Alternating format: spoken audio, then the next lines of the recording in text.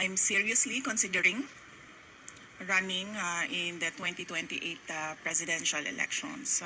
VP Sara mga idol, nagsalita na tungkol sa pagtakbo niya sa 2028 eleksyon.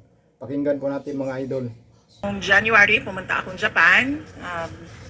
Na-meet ko yung ating mga overseas Filipinos na nakatira na doon, nagtatrabaho doon, at marami sa kanilang mga pamilya ang nandito sa Pilipinas. At tinanong nila ako kung tatakbo ba daw ako ngayong 2028, at sinabi ko sa kanila, I'm seriously considering running in the 2028 presidential elections dahil sa mga nakikita natin sa bayan natin na dapat ayusin, dapat baguhin, kailangan maging competitive tayo sa mga kapitbahay natin dito sa ating region, at hindi lang sa region kundi sa buong mundo. Napapag-iwanan na ang Pilipinas at ayaw natin yun.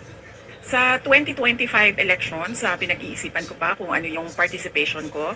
Hindi ko alam kung makakatulong o makakasama sa mga kandidato ang pag-endorso ko sa kanila. Kaya pinag-iisipan ko yun ng maayos dahil kung ang hindi pag-endorso ay makakatulong sa isang kandidato, gagawin ko yon. Kaya pag-iisipan ko kung anong participation ko sa darating na 2025 elections.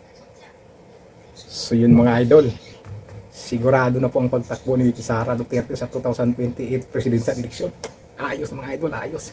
Sigurado na mga idol, panalo tayo mga idol. Kaya yung mga kalaban ngayon mga idol, pilitan nilang sinisiraan si VP Sara Duterte dahil alam nila na hindi sila mananalo sa 2028 presidential election.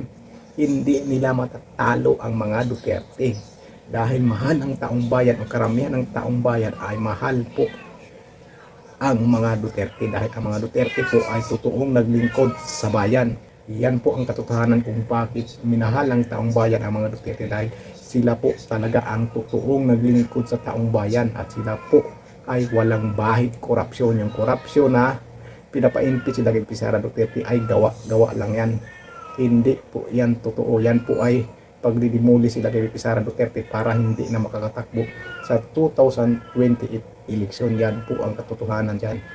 Kaya nila pinilit o pipiliting na impeach si Sara Duterte dahil hindi nila matatalo si VP Sara Duterte sa presidential eleksyon. Yan po ang katotohanan. Yan po.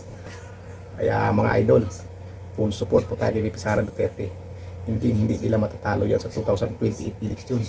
Kaya sinisiraan nila, kaya pilit nila ma-impeach para pag na-impeach si Sara Duterte ay hindi na po siya makakatakbo sa 2028 presidential election. Yan po mga idol.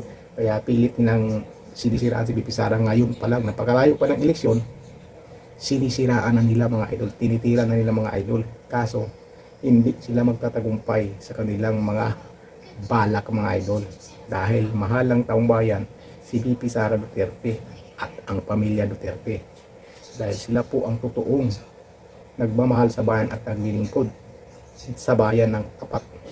Yung iba dyan, gusto lang talaga siraan si VP Sara Duterte dahil hindi po nila matatalo presidential election. Yan mga idol, yung rally kahapon, yung budol na rally kahapon na binabayaran pala ng tag 1,000 o pinangakuan ng tag 1,000. Ayun, nagreklamo yung matatanda o dalawang matanda dahil hindi sinunod yung pangako ng 1,000. Hindi binigay kahit pamasahe man lang daw, tapos gutom pa ang ilabot ng dalawang matanda na umatin. Yung iba pumunta, hinakot, hindi alam na para pala sa impeachment yung rally na yun kay VP Sara Duterte. Kaya ang iba nga doon, supporter talaga ng VP Sara Duterte, nagtaka sila. Para pala kay VP Sara Duterte na impeachment yun. Pero hindi sila magtatagumpay mga idol. Yung budol na bulgar, na bulgar yung budol mga idol na rally. Ngayon, sinisingil nila ng 1,000, hindi binigay mga idol, hindi binigay. Yung iba dyan, hakot dahil sa 1,000. Biruin mo 1,000, isang araw na rin na pagkain yun, 2 araw, kung ilan lang kayo sa bahay, di ba? Panggastos na rin sa bahay. Kaso, binudol, hindi binigay yung 1,000 pinangako nila. Gutom ang inabot ng matatanda na nagreklamo. Gutom po mga idol. Ang sabi ng dalawang babae din na nabudol daw sila, nabudol. Yan. Pagka hindi talaga magandang gawain, hindi nagtatagumpay, nabubulgar po yung mga sekreto. Yan, buti nga sa'yo. Dahil hindi niyo po matatalo si VP Sara Duterte pagdating sa eleksyon. Kaya ginaganyan nyo hindi kayo lumaban ng parihas. Kaya ngayon, nabulgar yung mga sekreto yung pang babayad ng 1,000 o pangangako ng 1,000. Hindi nyo matatalo si Sara Duterte. Malakas po ang suporta ng mga Duterte, ng taong bayan. Yan po ang tandaan nyo. Kaya pag nanalo si Sara Duterte, kayong mga buaya dyan, pagtago na kayo. Magtago na kayo sa mga lungga nyo. Sigurado, may paglalagyan kayong rihas na bakal. Sara Duterte lang ang katapat nyo.